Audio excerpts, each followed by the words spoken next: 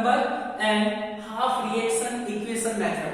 दोनों मेथड बेटा बहुत सिंपल है, पर कुछ कुछ स्टेप दोनों में कॉमन रहेंगे, है ना। दोनों में कुछ कुछ स्टेप जो है वो कॉमन रहेंगे। फिर एक मोड ऐसा आएगा जहां से आपको दोनों का जो बैलेंसिंग वाले का सिस्टम होता है वो थोड़ा अलग हो जाएगा। पर लास्ट में चाहे आप ये मेथड से करो चाहे ये मेथड से करो, लास्ट में इक्वेशन बैलेंसिंग जो हमारा बनेगा दोनों में सेम इक्वेशन बैलेंस हो जाएगा, है ना। तो आपको थोड़ा ध्यान रखना है। फिर आपके हिसाब से थोड़ा प्रैक्टिस भी करना है रिएक्शन का। तो पहले मैं balancing of redox reaction by oxidation number method, तो ये नंबर मेथड जो है उसको मैं थोड़ा एक्सप्लेन कर रहा हूँ। इसमें थोड़े बहुत रूल्स हैं, वो रूल्स आपको थोड़े याद रखने हैं, क्योंकि रूल्स को जंप करोगे तो आपका इक्वेशन बैलेंस नहीं होगा, है ना। और फिर मैं आपको बाद में बताऊंगा कि दोनों में कॉमन कितने स्टेप है और वो स्टेप के बाद दोनों में डिफरेंस कितना है ना। तो वो चीज मैं बाद में बताऊंगा। तो पहले हम पूरा ऑक्सीडेशन नंबर मेथड से एक इक्वेशन को बैलेंस करते हैं, है ना। तो उसमें किस तरह से आपको बैलेंसिंग हुआ है, उसके रूल्स कौन से हैं। रूल्स आपको याद करने एक दो बार लिख के उसको याद कर लो, मगज कर लो, ताकि रूल्स अगर आपके माइंड में रहेंगे तो बैलेंसिंग में कोई प्रॉब्लम नहीं रहेगा। अगर रूल्स को जंप करोगे तो बैलेंसिंग नहीं होगा, है ना। तो सबसे पहले आपको इसमें कौन से मेथड से चलना है, मैं रूल्स यहाँ पे वन बाय वन लिखता हूँ, साथ साथ में आप रूल्स लिखते रहो, उसका एक कॉपी के अंदर नोट करते रहो। सबसे पहले तो इसमें हम number 1 balancing of redox reaction by oxidation number method, पहले रूल्स लिख देते हैं, फिर एक इक्वेशन लेंगे और वो इक्वेशन को हम रूल्स के साथ साथ स्टेप बाय स्टेप उसको बैलेंसिंग मोड में लेके जाएंगे। तो सबसे पहले रूल्स लिखो। नंबर 1 फर्स्ट जो है बेटा balancing of redox reaction by oxidation number method, सबसे इजी मेथड है। तो सबसे पहले आपको करना क्या बेटा, रूल्स नंबर 1। तो फर्स्ट रूल्स मैं लिखता हूं यहाँ पे, right the oxidation number, right the oxidation number of all the elements given in redox reaction।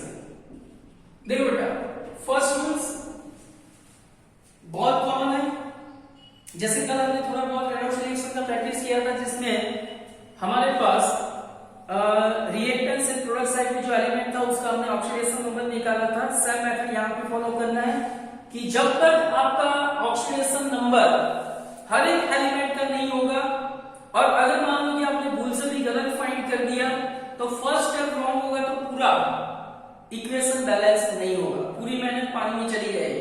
तो सबसे पहले एक्यूरेट आपको काम करना है, किसमें, ऑक्सीडेशन नंबर निकालने में। तो आपके पास जो भी इक्वेशन है वो इक्वेशन में जो जो एलिमेंट पड़ा हुआ है उन सबका आपको ऑक्सीडेशन नंबर निकाल देना है। तो फर्स्ट रूल क्लियर हो गया सबको।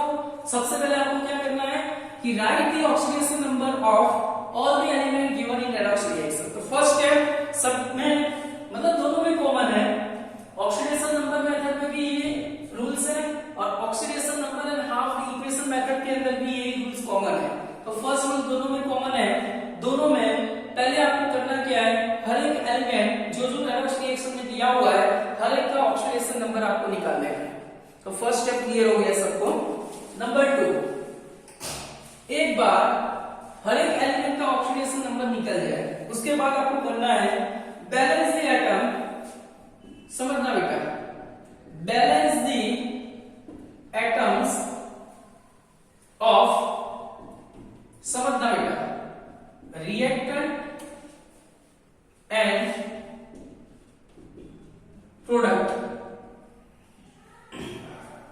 क्या करना बेटा, balance the atoms of reactants and product in which oxidation number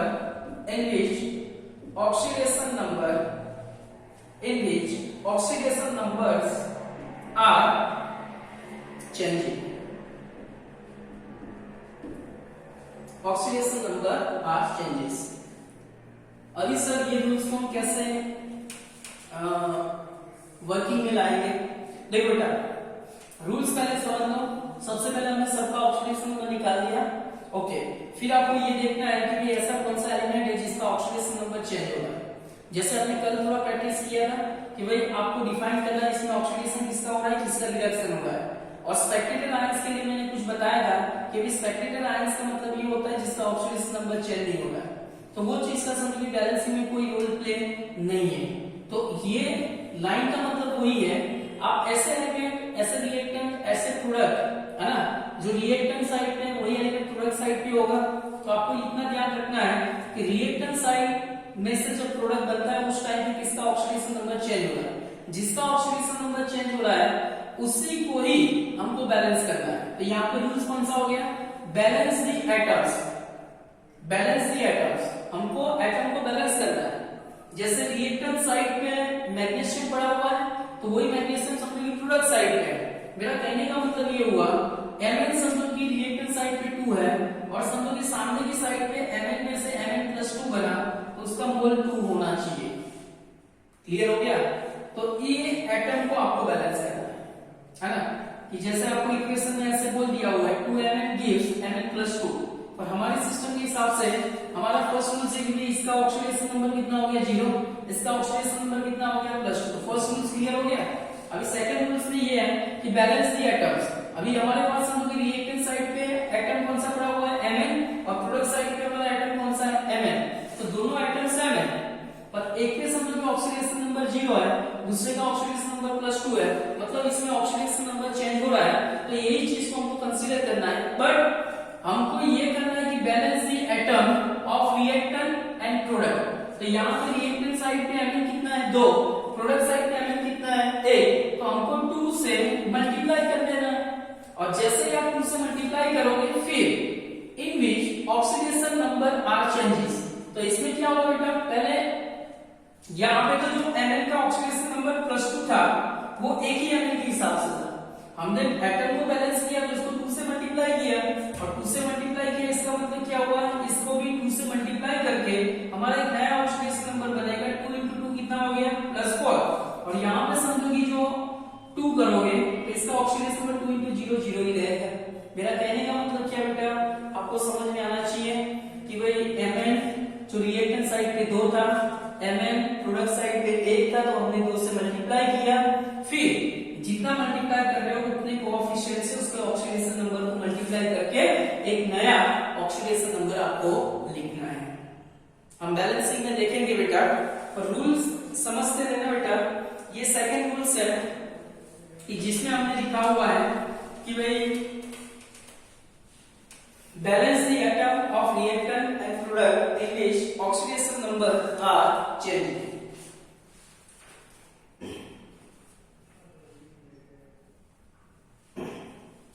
यहां बेटा एक नोट करके मैं लिख रहा हूं, नोट ये बेटा, if one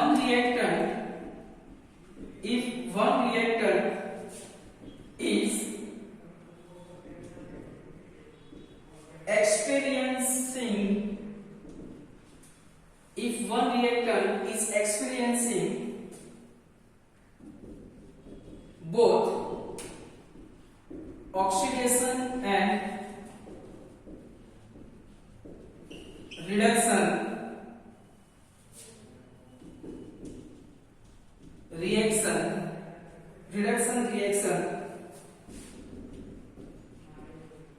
it should be maintained twice। इसमें बेटा ये है कि अगर एक ही रिएक्टेंट है, मान लो कि ये P4 है और P4 में से हमने बनाया PS3 प्लस मान लो कि कुछ और चीज बनाया जैसे PO4 माइनस, समझदार है। तो एक ही फास्फोरस, ये फास्फोरस ये भी बनाना है, ये फास्फोरस ये भी बनाना है, मतलब इसका ऑक्सीडेशन नंबर 0 हो गया। इसमें समझो कि कुछ X इसका ऑक्सीडेशन नंबर हुआ, इसमें इसका Y ऑक्सीडेशन नंबर हुआ। तो 0 टू समझो कि X का मतलब एक ऑक्सीडेशन नंबर चेंज हो रहा है और 0 टू Y का मतलब दूसरा ऑक्सीडेशन नंबर चेंज हो रहा है। तब जब ऐसी कोई सिचुएशन हो जिसमें एक ही रिएक्टेंस और दोनों प्रोडक्ट में जो फॉस्फोरस है उसका ऑक्सीडेशन नंबर अलग अलग है, तो उस टाइम पे ये जो रिएक्टेंट है मतलब P4 को हमको 2 बार लिखना है, ये नॉट करके लिखा हुआ है, ऐसा हर एक रिएक्शन में नहीं होगा। और जब भी ऐसा कोई रिएक्शन आपको दिखता है कि जहाँ पे सिंगल रिएक्टेंट है और सिंगल रिएक्टेंट में से हमारी 2 अलग अलग प्रोडक्ट बन रही है, तो उस टाइम पे ये रिएक्टेंट को हमको 2 बार लिखना है ना। और फिर एक फास्फोरस इसके साथ जोड़ना है, एक फास्फोरस को उसके साथ जोड़ना है, तो उस हिसाब से हमारा बैलेंसिंग चलेगा। और रूल्स याद रखना बेटा, बहुत सिंपल सा रूल्स है बेटा। सेकंड रूल्स आपको समझ में आ जाना चाहिए बेटा कि balance the atoms of reactants and product in which the oxidation number are changing, मतलब जब एटम को बैलेंस करोगे जो कोएफिशिएंट से आपने उसको बैलेंस किया हुआ उतने कोएफिशिएंट से वापस ऑक्सीडेशन नंबर को मल्टीप्लाई करके नया ऑक्सीडेशन नंबर निकालना है। अगर मान लो बेटा एक ही रिएक्टेंट 2 प्रोडक्ट बना रहा है तो उस टाइम पे वो रिएक्टेंट को 2 बार लिखना है। कहां पे लिखोगे? Reactant side. चलो क्लियर है? तो ये हमारा सेकंड रूल से बहुत इंपॉर्टेंट है। पहले रूल्स को 1 बाय 1 याद ही करते रहना बेटा। अभी मैं थर्ड वाला जो रूल्स है बहुत सिंपल है बेटा, हम धीरे धीरे बैलेंसिंग के रूल्स को खत्म करेंगे। नंबर 3 वाला है, 3 वाला जो रूल्स है जिसमें आपको याद रखना है, determine oxidation and reduction, determine oxidation and reaction on the basis of change of oxidation number, change of oxidation number, change of oxidation number and write the change in oxidation number। बेटा समझ में आ गया? Determine the oxidation and reduction reaction, determine the oxidation and reduction reaction on the basis of change of oxidation number and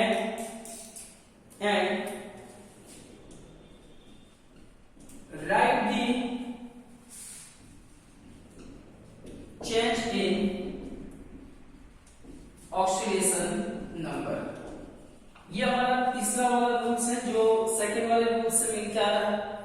हमने कुछ नया किया नहीं है, रिएक्टेंट्स प्रोडक्ट के आइटम को बैलेंस किया, बैलेंस करने के बाद जितने कोएफिशिएंट से बैलेंस किया उतने कोएफिशिएंट से हमने वापस ऑक्सीडेशन नंबर को मल्टीप्लाई किया, हमारे पास एक नया ऑक्सीडेशन नंबर आया। और नया ऑक्सीडेशन नंबर के अकॉर्डिंग हमको नॉर्मली क्या करना बेटा, उसको ऑक्सीडेशन और रिडक्शन बता देना है। चलो क्लियर है? एक बार समझो कि सेकंड रूल्स कंप्लीट हो जाए, फिर determine the oxidation and reduction reaction. फिर आपको ये बताना है कि भाई एक समझो कि आपका रिएक्टेंस है, समझ लो बेटा A + B gives C + D। तो यहाँ पे समझो ये 0 है, ये 1 हो गया, यहाँ पे समझो कि -1 है और यहाँ पे समझो कि हमने जैसे 2 ले लिया। मेरा कहने का मतलब क्या हो गया, ये हमारा फाइनल ऑक्सीडेशन नंबर हो गया। तो ये 0 में से मान लो कि -1 बन रहा है और ये 1 में से 2 बन रहा है। तो आपका जो थर्ड रूल्स यही समझा रहा है कि भाई determine the oxidation and reduction reaction. अभी आपको डिटरमाइन करना है कि 0 to -1 मतलब ऑक्सीडेशन नंबर क्या हो रहा है, कम हो रहा है, मतलब ये रिडक्शन में जा रहा है। और फिर आपको दूसरा भी बताना है कि 1 से आपने +2 बनाया मतलब ऑक्सीडेशन नंबर क्या हो रहा है, इंक्रीज हो रहा है, मतलब ये ऑक्सीडेशन हो गया।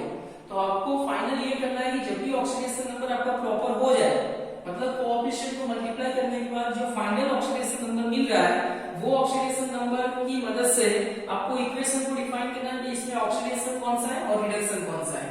और एक बार ऑक्सीडेशन रिडक्शन हो जाए उसके बाद and right the change in oxidation number, मतलब उसमें कितना ऑक्सीडेशन नंबर इंक्रीज हो रहा है वो आपको शो करना है और कितना ऑक्सीडेशन नंबर डिक्रीज हो रहा है वो आपको शो करना है। जैसे हमने कल इक्वेशन में बताया था ना कि भाई ये जिंक है जिसका 0 से +2 हुआ मतलब ऑक्सीडेशन नंबर इंक्रीज बाय 2, तो ऐसे आपको मेंशन करना है।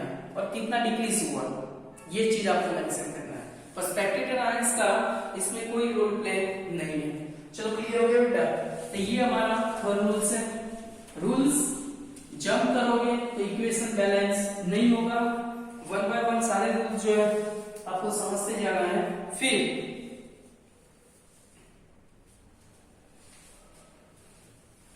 बहुत सिंपल सी बात है, हमने यहाँ पे शो कर दिया कि भाई अगर ऑक्सीडेशन है तो ऑक्सीडेशन में नॉर्मल ऑक्सीडेशन नंबर इंक्रीज होगा। मान लो कि यहाँ पे मैंने बोल दिया ऑक्सीडेशन नंबर इंक्रीज बाय 2, फिर समझो कि ये रिडक्शन है तो ऑक्सीडेशन नंबर डिक्रीज बाय 3। मान लो ऐसा मान के चलो कि भाई ऑक्सीडेशन उसमें 2 नंबर इंक्रीज हो रहा है, रिडक्शन में 3 नंबर डिक्रीज हो रहा है। अभी ये 2 और 3 को बैलेंस करना है, मतलब हमारे पास बैलेंसिंग का एक रूल्स है कि भाई जितना इलेक्ट्रॉन लूज हो रहा है उतना इलेक्ट्रॉन गेन भी होना चाहिए, तब जाके हमारा रिडक्शन रिएक्शन कंप्लीट होगा। मतलब इलेक्ट्रॉन भी बैलेंस होना चाहिए। ऑक्सीडेशन नंबर यहाँ पे 2 इंक्रीज हो रहा है, इसका मतलब इसको 3 से मल्टीप्लाई करके हमको 6 बनाना है, समझना मतलब।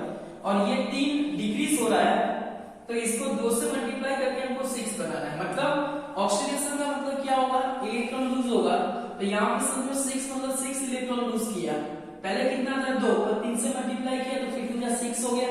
और यहाँ पे 3 डिक्रीज हो रहा है तो 2 से मल्टीप्लाई करके हमने 6 बनाया। मेरा कहने का मतलब ये बेटा कि हमारा जो भी ऑक्सीडेशन नंबर इंक्रीज हो रहा है और डिक्रीज हो रहा है उसको हमको वापस प्रॉपर कोएफिशिएंट की मदद से मल्टीप्लाई करके उसको बैलेंस करना है। तो हमारा 4th नंबर का जो रूल्स है उसमें multiply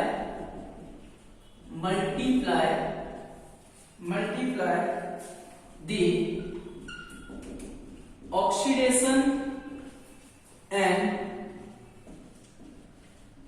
reduction, multiply the oxidation and reduction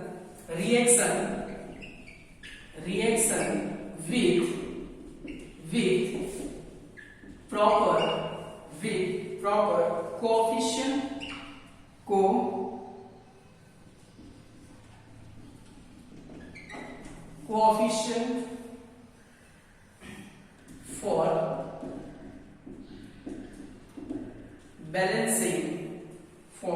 balancing the change in oxygen digit number।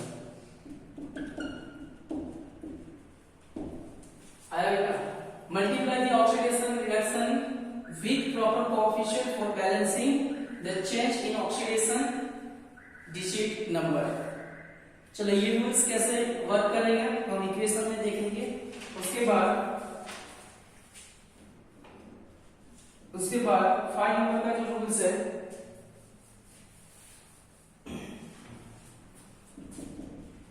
add H2O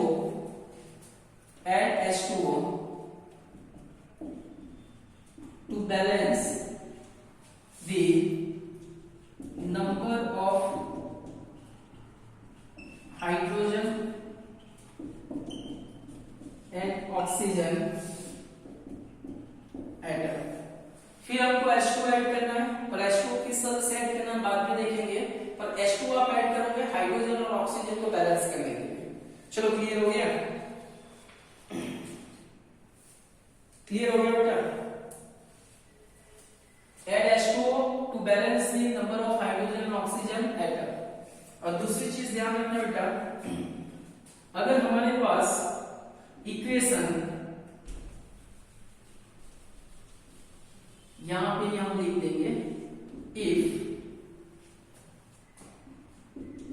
given redox reaction will be acidic in nature। अगर हमारा redox reaction acidic nature है ना, if the given redox reaction will be acidic in nature, the charge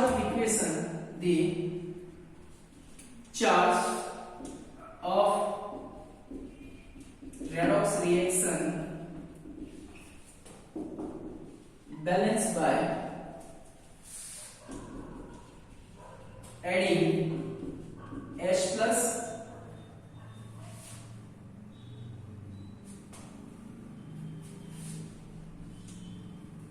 and same cheese if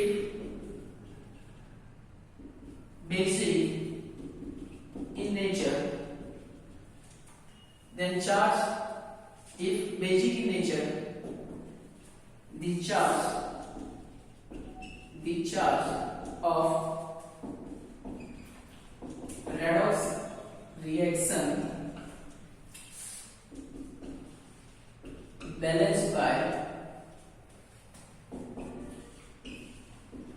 adding OH minus। बहुत simple है बेटा। H2O की मदद से हाइड्रोजन और ऑक्सीजन बैलेंस हो जाएगा। हमको देख लेना बेटा, शुरुआत में आपको दिया होगा क्योंकि आपका given redox reaction acidic nature है कि बेसिक नेचर है। अगर एसिडिक नेचर है तो ऑलवेज चार्ज, क्योंकि चार्ज को भी बैलेंस करना जरूरी है साथ साथ में। अगर चार्ज बैलेंस नहीं होगा तो हमारा रेडॉक्स रिएक्शन बैलेंसिंग नहीं माना जाएगा। तो हमको चार्ज भी बैलेंस करना है। तो चार्ज बैलेंस करने के लिए एसिडिक मीडियम में हमको H+ ऐड करना है और बेसिक मीडियम में हमको OH- ऐड करना है। चलो इतना क्लियर हो गया। और फिर लास्ट में हमारे जो स्पेक्ट्रल आयंस है उसको वापस ऐड कर लेना है। चलो इतना क्लियर हो गया। तो ये हमारे रूल्स हैं balancing of redox reaction by oxidation number method. Oxidation number method में इतना रूल्स आपको याद कर लेना है और ये रूल्स के हिसाब से आपको इक्वेशन को बैलेंस करना है। चलो क्लियर है। अभी ये रूल्स जो है वो आप थोड़ा लिख दो बेटा। रूल्स लिखो बेटा।